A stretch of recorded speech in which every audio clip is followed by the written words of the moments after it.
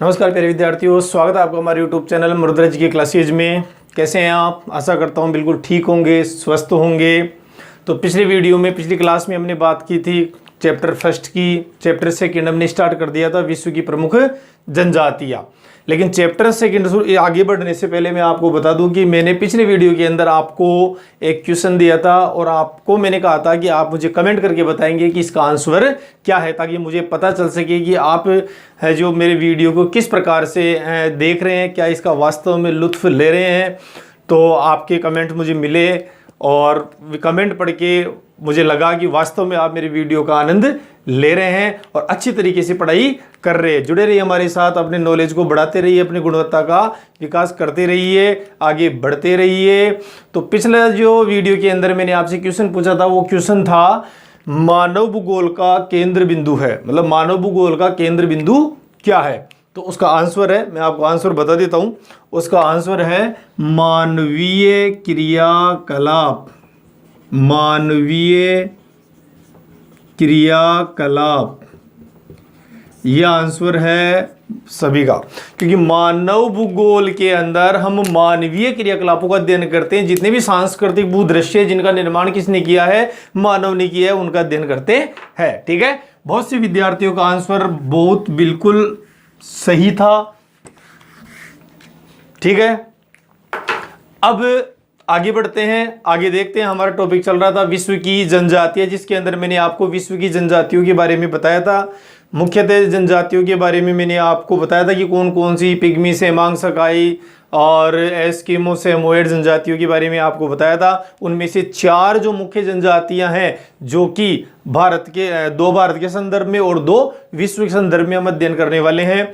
2 विश्व के संदर्भ में मैंने आपको बताई थी, एक एस्किमो और बुशमैन, और भारत के संदर्भ में बताई थी गौड़ और भील। ठीक है, तो आज हम शुरू करने जा रहे हैं एक मुख्य जनजाति एस्किमो के बारे में।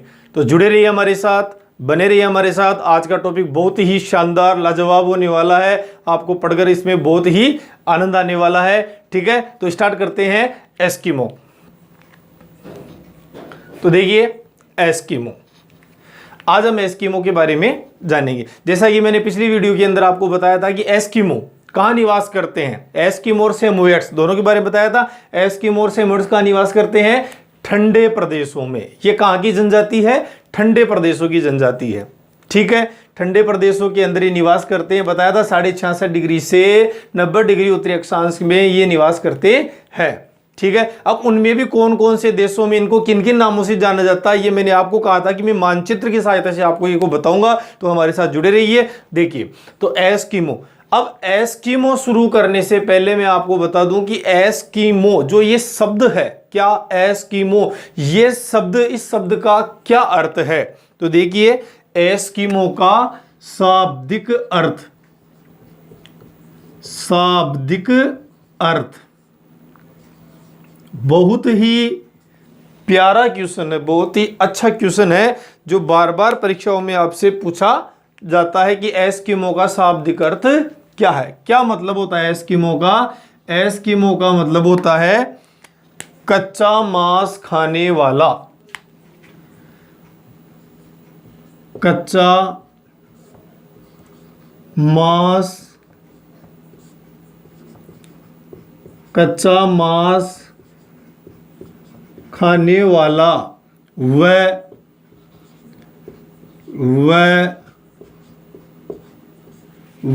बर्फीले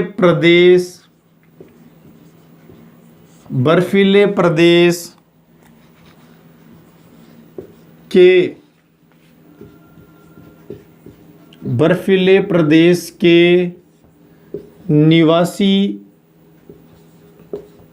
के रूप में होता है।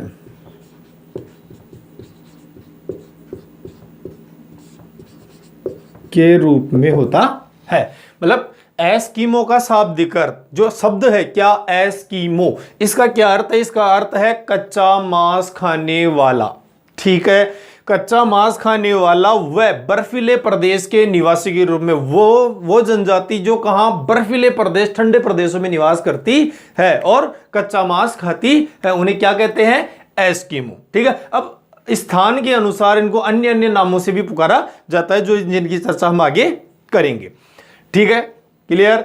और इसके बाद में बहुत ही एक अच्छा क्वेश्चन जो बनता है वो सबसे पहले मैं आपको बता देता हूं, फिर आगे बढ़ते हैं। एस्किमो जनजाति किस प्रजाति से संबंधित है? एस्किमो, ये अगला बिंदु है, इसका क्वेश्चन ही बना लीजिए, आप क्वेश्चन ही लिख लीजिए। एस्किमो जनजाति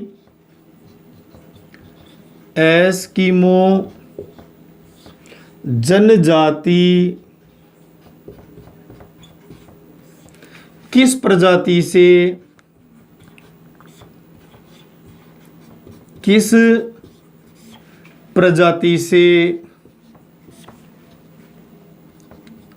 संबंधित है? ये बहुत ही अच्छा क्वेश्चन है, बहुत ही अच्छा क्वेश्चन है। एस्किमो जनजाति किस प्रजाति से संबंधित है? तो इसका आंसर आप लिख लीजिए मंगोल प्रजाति से। कौन सी प्रजाति से? मंगोल प्रजाति से। अब आप कहेंगे सर ये मंगोल क्या है, मंगोल प्रजाति क्या है, कैसी होती है, क्या विशेषताएं हैं? तो देखिए, इसको समझने से पहले, मंगोल प्रजाति को समझने से पहले आपको थोड़ा सा अपनी विषय वस्तु से हटकर थोड़ी सी जानकारी लेनी होगी, ताकि आपको ये जो मंगोल प्रजाति वाला शब्द है कि मंगोल प्रजाति से, अभी तो आप एस्किमो के बारे में पढ़ रहे हैं, फिर बुशमैन के बारे में पढ़ेंगे तो फिर वो निग्रिटो प्रजाति से संबंधित है, तो फिर आपको इसको रट्टा मारना पड़ेगा। और मैंने आपको क्या कहा है कि भूगोल रट्टा मारने का विषय नहीं है, इसको ये जीवन की तरह इसको जिया जाता है, इसको भूगोल को जिया जाता है, भूगोल को समझा जाता है और लंबे समय तक याद रखा जाता है, ना कि रटा जाता है। समझ में आई मेरी बात? तो ध्यान रखिए, तो थोड़ा सा समझने का प्रयास कीजिए कि मानव को प्रजातियों का वर्गीकरण करते हैं। ठीक है, मानव की प्रजातियों का वर्गीकरण करते हैं, उसके बाद में आपको समझ में, आपने इसको नोट कर लिया होगा, रफ कर दूं। ठीक है, तो देखिए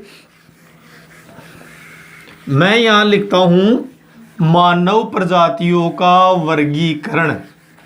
मानव प्रजातियों का वर्गीकरण। देखिए, थोड़ा सा आपको हट के समझना होगा। मानव प्रजातियों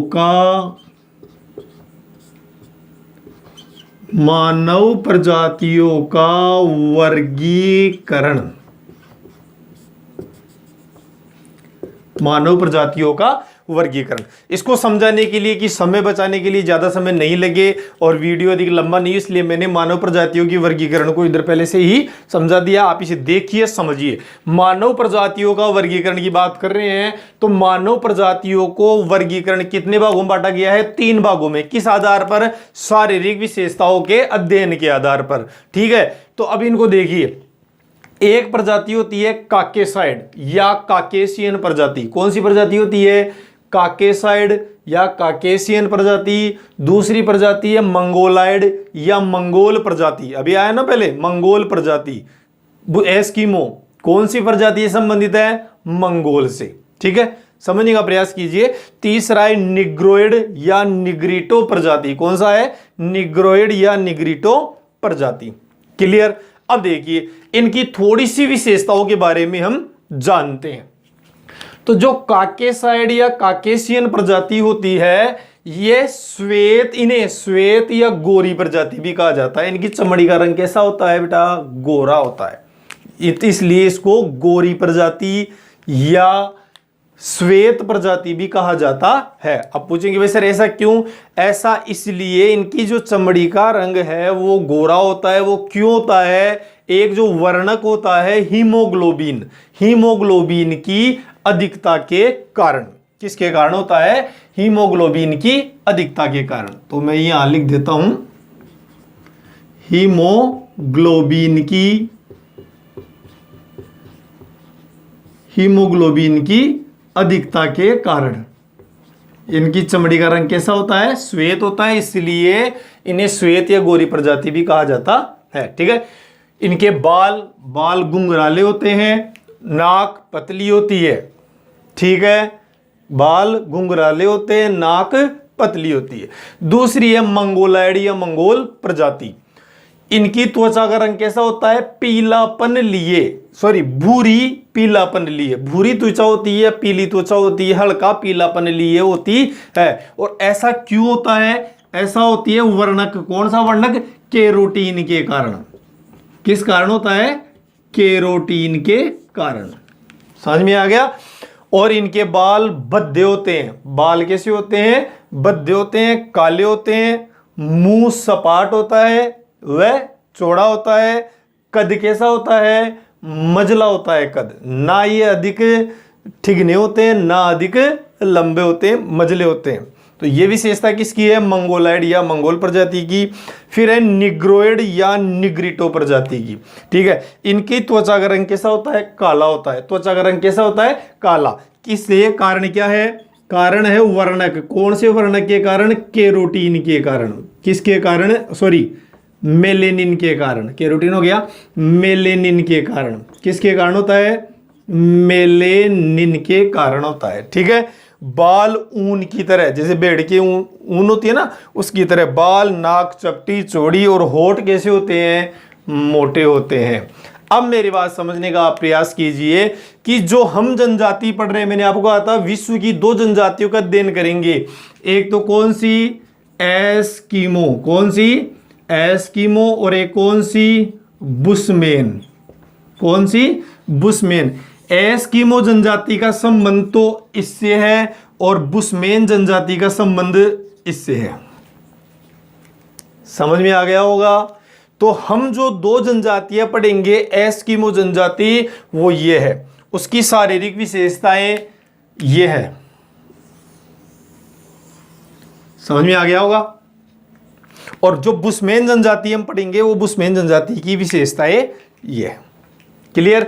तो अब आपसे पूछा जाए एस्किमो जनजाति किस प्रजाति से संबंधित है? मंगोल प्रजाति से। आपसे पूछा जाए बुशमैन जनजाति किस प्रजाति से संबंधित है? निग्रिटो प्रजाति से संबंधित है। समझ में आ गया? ठीक है। नेक्स्ट आगे देखते हैं। अब जब हम बात कर रहे हैं एस्किमो की बात कर रहे हैं, तो अब हम चलते हैं एस्किमो की विशेषताओं की। एस्किमो की विशेषताएं देखिए, एस्किमो की विशेषताएं। अब बेटा एस्किमो की विशेषताएं हम 2 तरीके से डिवाइड करके पढ़ते हैं। पहली जो विशेषता है वो तो है शारीरिक विशेषता। शारीरिक विशेषता।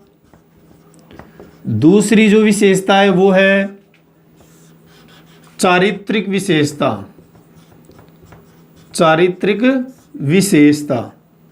दूसरी विशेषता कौन सी है? चारित्रिक विशेषता। क्लियर? शारीरिक विशेषता के अंदर ये पूरा टॉपिक जो अभी मैंने आपको बताया ये वाला आ जाएगा। इसके नीचे नोट कर लीजिएगा इसको आप। शारीरिक विशेषता के अंदर नोट कर लेना नीचे क्या क्या नोट करेंगे। दोबारा से देखेंगे कि इनकी त्वचा का रंग कैसा होता है? पीली या भूरी त्वचा होती है। बाल कैसे होते हैं? भद्दे व काले होते हैं। मुंह कैसा होता है? सपाट व चौड़ा होता है। कद कैसा होता है? मझला होता है। और भी चाहे आप लिखना तो लिख सकते हैं। इनके दांत सफेद व मजबूत होते हैं। दांत सफेद व मजबूत होते हैं। आंख गहरी होती है। ठीक है। अन्य जो भी विशेषता है, ये कौन सी विशेषताएं हो गई? शारीरिक विशेषता। इनको यहां से आप इसके नीचे नोट कर लेना। क्लियर? नेक्स्ट हम बात करें चारित्रिक विशेषता। तो चारित्रिक विशेषता की देखिए, ये लोग क्या होते हैं, जब संकट काल होता है, घोर संकट काल होता है, जिस समय बहुत बड़ी विपदा इनके सामने आती है, उस समय भी ये गंभीर और उसके सामने ये विवेकपूर्ण तरीके से क्या करते हैं? अडिग रहते हैं। और इनका स्वभाव बहुत ही सरल और ये हंसमुख प्रवृत्ति के होते हैं। तो देखेंगे, यहां लिखेंगे घोर संकट के समय या घोर संकट काल में घोर संकट काल में ये क्या रहते हैं, गंभीर व विवेक का काम लेते हुए अडिग रहते हैं, मजबूती से उसका सामना करते हैं। साथ ही दूसरा बिंदु, ये स्वभाव में सरल व हंसमुख प्रकृति के होते हैं, हंसमुख प्रवृत्ति के होते हैं, सरल और हंसमुख होते हैं, सीधा साधा इनका जीवन है और हंसमुख होते हैं। ये हो गई इनकी क्या चारित्रिक विशेषताएं। क्लियर? किसी को कोई समस्या हो तो आप मुझे कमेंट कर सकते हैं। अब आगे बढ़ते हैं, हम आगे बात करें कि अब एस्किमो के बारे में अध्ययन को आगे बढ़ाने से पहले मैं आपको थोड़ी सी जानकारी बता दूं कि एस्किमो का जो अध्ययन है वो हम 5 बिंदुओं के आधार पर करेंगे। एस्किमो का अध्ययन 5 बिंदुओं के आधार पर करेंगे। पहले यहां मैं लिख देता हूं एस्किमो, और इसका डिटेल से जो अध्ययन है वो 5 बिंदुओं के आधार पर करेंगे। पहला है निवास क्षेत्र,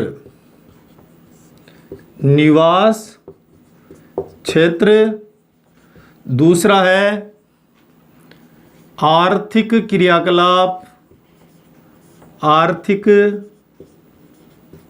क्रियाकलाप, तीसरा है समाज व संस्कृति, चौथा है वातावरण समायोजन, पांचवा है आधुनिक संस्कृति से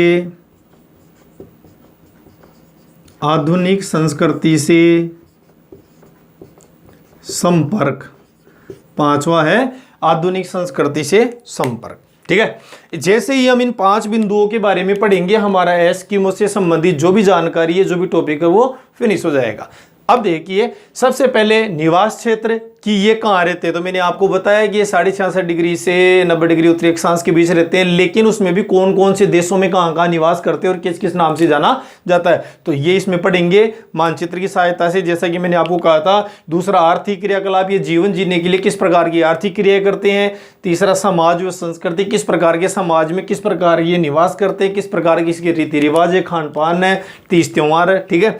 और उसी प्रकार चौथा वातावरण समायोजन, जो इतने जटिल वातावरण में रहते हैं, इतने ठंडे प्रदेश में रहते हैं, किस प्रकार ये वहाँ, क्योंकि अपने जैसा आम आदमी वहाँ आसानी से जीवन यापन नहीं कर सकता, तो किस प्रकार से इन्होंने वातावरण से समायोजन कर रखा है कि आसानी से वहाँ जीवन यापन कर रहे हैं, इसके बारे में जानेंगे। और आधुनिक संस्कृति से संपर्क, आज का आधुनिक मानव इतना आगे बढ़ चुका है, इतना उन्होंने टेक्नोलॉजी का विकास कर लिया है, तो जैसे जैसे ये लोग मानव के संपर्क में आ रहे हैं, आज के मानव के संपर्क में आ रहे हैं, तो क्या इनमें भी कोई परिवर्तन हुआ है या ये थे जैसे कि जैसे ही है, तो इसके बारे में भी हम अध्ययन करेंगे। जैसे इन 5 बिंदुओं के बारे में अध्ययन करेंगे, हमारा एस्किमो का टॉपिक कंप्लीट हो जाएगा। और वैसे कि वैसे ये 5 टॉपिक हम बुशमैन जब अगला नेक्स्ट पढ़ेंगे, उसके अंदर भी इन 5 टॉपिकों के बारे में अध्ययन करेंगे। तो हमारे साथ बने रहिए, बहुत ही शानदार मजेदार टॉपिक होने वाला है। जैसा कि मैंने आपको शुरुआत में बताया था, आप हमारे साथ जुड़े रहिए और भरपूर आनंद के साथ इसको पढ़ते रहिए। तो पहला हम स्टार्ट करते हैं निवास क्षेत्र।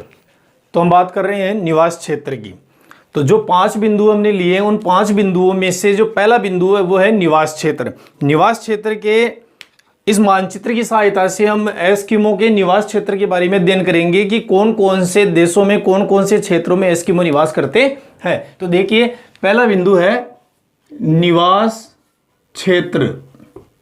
निवास क्षेत्र, एस्किमो का निवास क्षेत्र अलास्का से लेकर बेरिंग सागर तक, बेरिंग जल डमरू मध्य तक, जितने जो भी टुंड्रा प्रदेश है, उस टुंड्रा प्रदेश में एस्किमो जनजाति निवास करती है। समझने का प्रयास कीजिए। देखिए, यहां यह है Alaska, Alaska, Canada, Alaska, Canada, Greenland, Greenland, और यह है साइबेरिया। साइबेरिया, ठीक है। और यहां जो ये प्रदेश है, यहां जो ये क्षेत्र है, ये जो जलीय क्षेत्र है, यहां जो ये जलीय क्षेत्र है, देखिए यहां ये जो हिस्सा है, ये इधर वाला जो हिस्सा है, ये तो है किसका? अलास्का का। किसका है? अलास्का का। और इन दोनों के मध्य जो ये क्षेत्र है, जलीय क्षेत्र है, ये है बेरिंग जल डमरू मध्य, बेरिंग सागर है, बेरिंग सागर, बेरिंग जल डमरू मध्य। तो ध्यान देंगे, एस्किमो जनजाति कहां निवास करती है? एस्किमो जनजाति अलास्का से लेकर बेरिंग जल डमरू मध्य निवास करती है। अलास्का से लेकर बेरिंग जल डमरू मध्य, अलास्का से लेकर बेरिंग जल डमरू मध्य तक निवास करती है। और उसमें भी कहां निवास करती है? टुंड्रा प्रदेश में। टुंड्रा प्रदेश क्या होता है? टुंड्रा प्रदेश वह प्रदेश होता है जो कि पूर्णतः बर्फीला क्षेत्र होता है और वनस्पति विहीन क्षेत्र होता है। वहां किसी प्रकार की कोई वनस्पति नहीं पाई जाती है। समझ में आ गया? तो वो क्या होता है? टुंड्रा प्रदेश। कठिन परिस्थितियों वाला अत्यधिक ठंडा प्रदेश होता है, जिसको क्या बोलते हैं?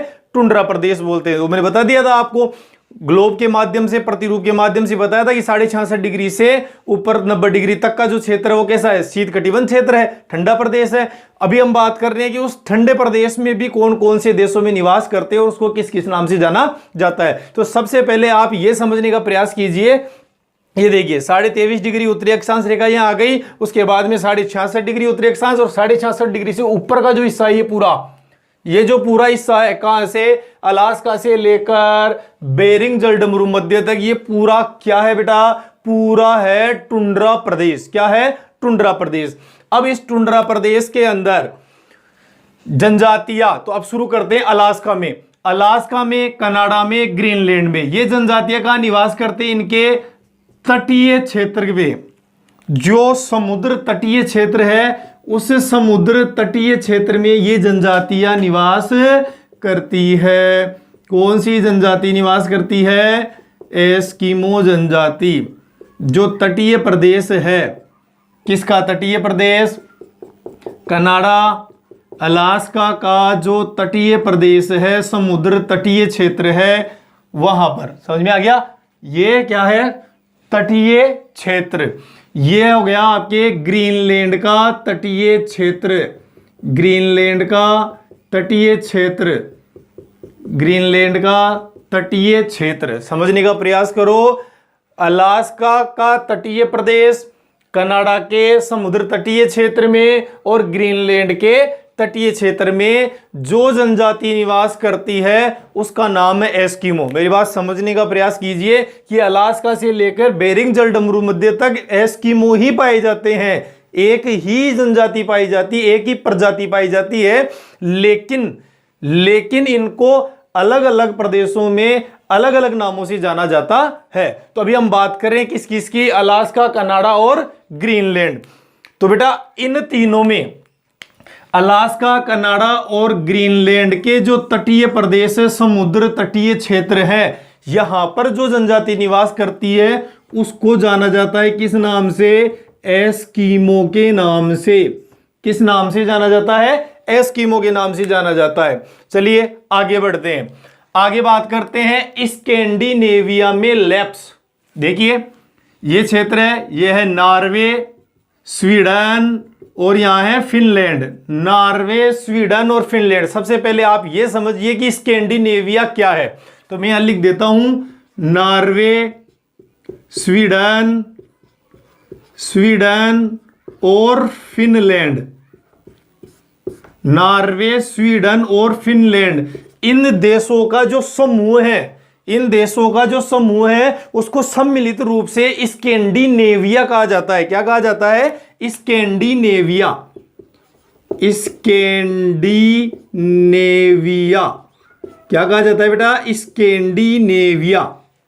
समझ में आ गया आपको क्या कहा जाता है? स्कैंडिनेविया। नॉर्वे, स्वीडन, फिनलैंड का जो समूह है उसको स्कैंडिनेविया कहा जाता है। ठीक है, तो नॉर्वे, स्वीडन और फिनलैंड का जो तटीय प्रदेश है, जो तटीय समुद्र तटीय जो क्षेत्र है, यहां जो जनजाति निवास करती है उस जनजाति को बोलते हैं यहां पर क्या बोलते हैं, लैप्स। क्या कहते हैं बेटा, लैप्स। यहां क्या कहते थे, एस्किमो। अलास्का, कनाडा, ग्रीनलैंड के तटीय प्रदेश में जो जनजाति निवास करती थी उसको क्या कहते थे, एस्किमो। और यहां जो जनजाति निवास करती है स्कैंडिनेविया में, लैप्स। अब बात करते हैं उत्तरी साइबेरिया। ये साइबेरियाई क्षेत्र है और इसका जो उत्तरी हिस्सा है, ये वाला उत्तरी हिस्सा, ये जो तटीय क्षेत्र है, समुद्र तटीय क्षेत्र है ये वाला, यहां जो जनजाति निवास करती है यहां पर भी इसको अन्य अन्य नामों से जाना जाता है। यहां जो ये जनजाति निवास करती है यहां पर उत्तरी साइबेरिया, कौन सा क्षेत्र है, उत्तरी साइबेरिया, उत्तरी साइबेरिया। यहां पर इसको किस किस नाम से जाना जाता है, उत्तरी साइबेरिया में जाना जाता है सेमोयड्स, सेमोयड्स, याकूत, याकूत, चकची व तुंग, व तुंग। देखिए उत्तरी साइबेरियाई प्रदेश बहुत बड़ा है, उत्तरी साइबेरियाई प्रदेश बहुत बड़ा है। कहीं पर इसको सेमोयड्स बोलते हैं, कहीं पर इसको याकूत बोलते हैं, कहीं पर इसको चकची बोलते हैं और कहीं पर इसको तुंग बोलते हैं। समझ में आ गया? मतलब मेरी बात समझने का प्रयास कीजिए कि अलास्का से लेकर और बेरिंग सागर तक जो भी जनजाति पाई जाती है वो मंगोल प्रजाति है। मंगोल प्रजाति के बारे में पढ़ रहे हैं, एस्किमो है, मंगोल प्रजाति है, लेकिन इनको स्थान विशेष पर अन्य नामों से जाना जाता है, जिसको अलास्का, कनाडा और ग्रीनलैंड में तो क्या कहते हैं, एस्किमो कहते हैं। स्कैंडिनेविया में क्या कहते हैं, स्कैंडिनेविया में बोलते हैं लैप्स। और उत्तरी साइबेरिया वाला जो प्रदेश है कहीं पर इसको सेमोयड्स, कहीं पर याकूत, कहीं पर चकची और कहीं पर तुंग के नाम से जाना जाता है। समझ में आ गया होगा सबको? ये जो निवास क्षेत्र है ये बहुत ही महत्वपूर्ण क्वेश्चन है बेटा, इसको आप नोट कर लीजिए, क्योंकि जो लघुतरात्मक क्वेश्चन आएगा आपके 2 नंबर का, कई बार ये पूछा जा चुका है कि एस्किमो का निवास क्षेत्र बताइए, एस्किमो का निवास क्षेत्र बताइए। तो आपको ये पूरा डिटेल देना होगा। क्या देना होगा कि एस्किमो अलास्का से लेकर बेरिंग जलडमरू मध्य तक टुंड्रा प्रदेश के अंदर निवास करते हैं, जिसमें अलास्का, कनाडा और ग्रीनलैंड में इन्हें एस्किमो, स्कैंडिनेविया में लैप्स और उत्तरी साइबेरिया में सेमोयड, याकूत, चकची, तुंग के नाम से जाना जाता है। इस प्रकार से आपको इसका आंसर लिखना होगा बेटा।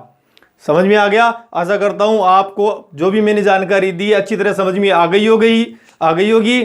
ठीक है, अब नेक्स्ट जो क्लास होगी वो हम लेके आएंगे इनके किसका, दूसरा टॉपिक, आर्थिक क्रियाकलाप, समाज व संस्कृति, वातावरण समायोजन और आधुनिक संस्कृति से संपर्क। ठीक है, उसके बाद में आपका एस्किमो वाला टॉपिक खत्म हो जाएगा और उसकी जो नेक्स्ट क्लास होगी वो आएगी बुशमैन। ठीक है, और थोड़ी सी जानकारी के लिए कि किसी टेक्निकल खराबी की वजह से थोड़ा हमारा जो वीडियो है 2 दिन आपसे लेट पहुंच रहा है, लेकिन प्रयास किया जा रहा है कि आगे से ऐसी कोई भी समस्या नहीं आए। तो जुड़े रहिए हमारे साथ। बहुत बहुत धन्यवाद। Best of luck.